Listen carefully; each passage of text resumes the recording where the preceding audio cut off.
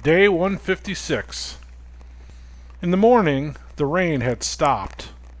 The ground was soaked, and the trees and foliage dripped water.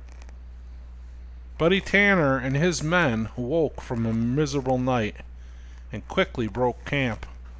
It was still dark, and the light started to show on the eastern horizon, preceding the rising of the sun. Carl Fairley rode into town with Zeb at 4:30 a.m. He wanted to get an early start at work and was unprepared for what today would bring. At church, we were just getting the fires stoked and starting to prepare breakfast. Pastor would skip breakfast today. This was the day he would spend with his dear friend Ish Patel. They would spend hours praying together and counseling each other. They each cherished having someone who understood the burdens that came with being a pastor. They would often lean on and confide in each other. Both men truly considered the other to be his brother. This tradition of spending one day a week together started years ago. They usually skipped breakfast and just grabbed something light and fast. They met early and began their day. They always enjoyed lunch together. Before the EMP attack, they would usually take turns picking a restaurant to go to for lunch. Pastor packed the power wagon, and Dalton drove him over to Ish's home. Dalton always liked it when they went to Ish's home. There was a young Indian lady who came to live with them after the EMP attack. She was a member of Ish's church and was all alone. Her home was looted and burnt to the ground shortly after the attack. She narrowly escaped with her life and fled to safety to the only place she could think of, her church. Ish and his wife gladly took her in. Dalton looked forward to seeing her. Pastor and Ish usually rotated weeks, and Dalton knew the schedule and anticipated the visits to the Patel homestead. Shima, Ish's wife, saw the relationship forming between Dalton and Hira. She encouraged it. At first, she could see Hira was attracted to this young man. She knew he loved the Lord and was a fine young man. She saw the way Hira looked at him. Hira was very shy and pretty much kept to herself. On one visit, when Shima saw Hira watching Dalton from the window while doing dishes, she told her to bring him out a coffee and a biscuit. She encouraged her to go talk with him. She said, "That poor young man must be bored silly just sitting out there all alone all day. Go keep him company for a while." Hira was more concerned about all the work that needed to be done. Shima assured her that she had it all under control. She handed her a plate with 2 biscuits each on it and a carafe of coffee with 2 mugs. She placed a pot of hot water and some tea bags for Hira on the tray. "Go, go," she said, as she practically had to push her out the door. Now, after many visits, Hira watched in anticipation for the truck to pull up the driveway.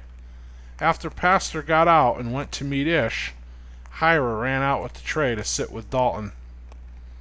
If the weather was nice, they sat on the tailgate of the truck, drinking their coffee and tea. If the weather was cold or rainy, they would sit in the kitchen at the table. Shima always made sure she had something to do elsewhere so that Hira and Dalton could be alone. Today, as the truck drove up the driveway, Shima yelled to Hira, "They're here, honey!" And Hira came out to the kitchen and grabbed the tray. She went out to meet them. She said to Pastor, "Pastor Ish is in his study." Pastor smiled and went in.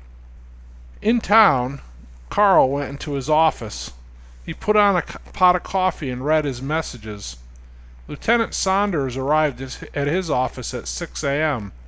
and assembled a detail to bring the wood out to the train. They, along with the conductor and engineer, left for the train at 6:45. By this time, Buddy Tanner and his men were in an alley at the end of the street, watching them drive out of town. Just then they saw it, an old Chevy van, the same one they saw last night. Valley Plumbing and Heating lettering removed from the side. They stopped at the end of the alley and watched as two men got out and went into the trading post. Up at the train, Lieutenant Saunders and his men discovered the bodies of the two soldiers murdered there last night. He ordered two of his men to drive back to town with the conductor and engineer. He told them that the train would not be going anywhere today.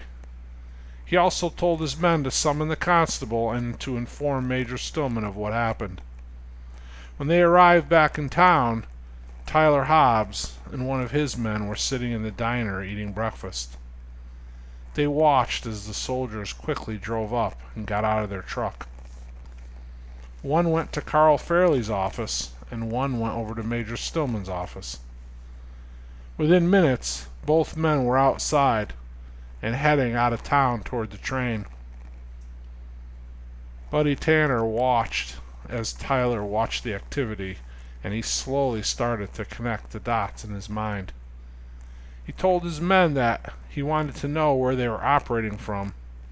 He ordered one of the men to go into the trading post and get supplies for the group.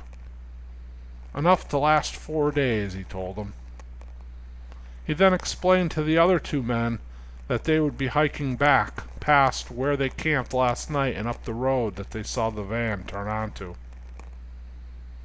He said, "Track where they came from and don't get seen. We will meet back where we camped last night in 2 days." He planned to stay near town with the third man and try to get a lead on Roger's whereabouts. He knew that knowing where the men in the van were staying would be valuable information to have. He and his men were the only ones who could connect them to whatever happened last night, which, judging by the military brass involved, must have been something big, he reasoned. When Major Stillman and Carl Fairley arrived at the train, Carl carefully approached and surveyed the scene. Major Stillman stood back as Lieutenant Saunders explained what happened. Carl walked over behind the bodies and bent down to look at the soldiers. Off to the side, about 4 feet away, he spotted a .45 casing. Then about 3 feet from that, he saw the second case. He picked them up, one at a time with a pencil, and slid them into a sandwich bag and put them in his pocket. He walked over to where Major Stillman and Lieutenant Saunders were standing. Major Stillman asked, "What do we have?" Carl answered, "Both men, shot close range, once each in the back of the head. Looks like .45 caliber. They were bound with duct tape, and by the way they were laying, I'd say they were on their knees when they were shot. Execution style." "God," the major said. "No, definitely not," responded Carl. Carl spent the next couple hours carefully looking for anything that could be a clue to who was responsible for these murders. When he was satisfied that he hadn't missed anything, he told the major that he could have the soldiers' bodies brought back to town. He then knelt and prayed. He prayed for peace for the family and loved ones of the dead soldiers. He prayed for strength for their fellow soldiers that still remained. He prayed for wisdom and discernment for himself so that he could find the ones responsible for this heinous crime. Pastor and Dalton arrived back at church just before dinner. Everyone assembled under the pavilion to eat together. Callie was quiet. After the devastation that resulted from the murder of her husband, all she could think about was getting her children to Missouri to join her family there. They had a large tract of land there where they were building an off-grid community prior to the EMP attack. Now, the plan to move out there was on hold indefinitely. Major Stillman, who was going to help her secure passage on the train and provide her with an escort, has delayed the trip due to manpower concerns here in town. Jillian was sitting with Callie, trying to console her. Callie just wanted to be alone. When Jillian came back to her table, Roger asked if everything was okay and if he could help in any way. Jillian explained Callie's situation and told Roger he was sweet to want to help and that he could pray for Callie and the kids and their situation. Up in the hills at the homestead of Tyler Hobbs, 2 of Buddy Tanner's men sat quietly in the woods, watching the house. They tracked the van there and were taking notes of everything that was going on. They watched 2 men leave a couple hours ago on dirt bikes and heard them coming back up the driveway now. They would keep surveillance on the place tonight and all day tomorrow. Then they would leave the next day, early enough to get back to the rendezvous point in time to meet Buddy and deliver their intel. They would take 3-hour shifts watching while the others slept. Buddy and the other member of the MC were in an old abandoned warehouse across from the trading post, watching for any sign that could lead them to Roger. Inside the house, which was the headquarters for the Citizens of Liberty, Tyler and Samantha were at the kitchen table talking. A few other group members were in the living room reading or listening to the radio. Outside, on the porch, was a man with a rifle pulling security. They rotated every 4 hours, and the man currently sitting there had just come on duty 20 minutes ago. So far, Buddy's men had counted 7 men and 3 women in the group. There were probably more, they reasoned, but they didn't appear to be too organized or galvanized as a group. As the hours went by, the house became darker one light at a time, until only the light in the kitchen remained lit. Thanks for listening. I appreciate it. Like and subscribe, if you would. God bless you.